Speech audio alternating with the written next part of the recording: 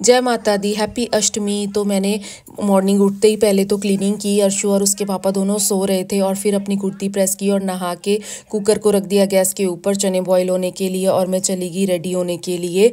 फिर उसके बाद सिंदूर बिंदी और चूड़ियाँ पहनी। फिर मैं आ गई किचन में और चॉपिंग स्टार्ट कर दी क्योंकि मुझे था कि अर्शु के उठने से पहले ही प्रसाद सारा बन जाए। बहुत ज़्यादा तो नहीं बना रहे थे, थोड़ा बहुत ही, क्योंकि यहाँ पर कौन सा कोई है जो घर पर कंजकें आएंगी, इसलिए फिर थोड़ा ही कि भोग भी लग जाए और बाद में हम बस प्रसाद खा लें।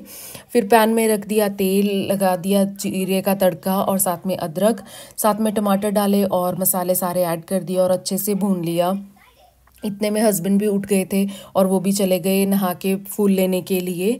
फिर उसके बाद वो ले आए फूल और वॉश करके उन्होंने रख दिए एक साइड पे। इतने में चने भी ऑलमोस्ट डन हो गए थे, दूसरी और हलवे का प्रसाद भी रेडी हो रहा था।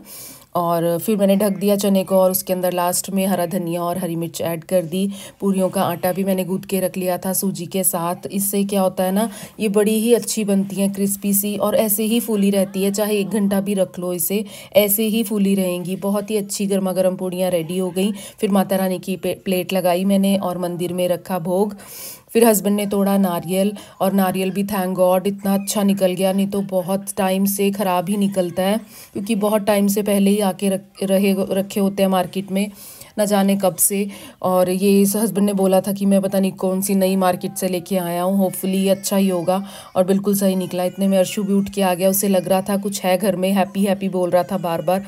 फिर उसके टॉय का डांस दिखाया उसे और मंदिर में आ गए। मंदिर में आके फूल सजाए और प्रसाद रखा, माँ के नाम की जोत जगाई और फिर अपनी पूजा करनी स्टार्ट कर दी। हमने बैठ गए आराम से सुकून से और आरती की माता रानी की। और कोई भूल चूक हो गई हो तो माफ़ करना, माता रानी हमें बख्शना। हमने पूजा की आराम से बैठ के सुकून के साथ, और जैसे भी जितना भी हम कर सकते थे, जो आता है वो जैसे भी किया।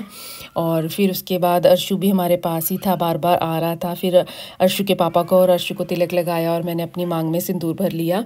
माता रानी के नाम का हमेशा सुहागन रहूं, यही प्रार्थना की, और उनका साथ हमेशा बना रहे, उनकी कृपा हमेशा बनी रहे, यही विनती है उनके चरणों में हमारी। और भूल चूक हो माता रानी कुछ भी तो माफ़ करना।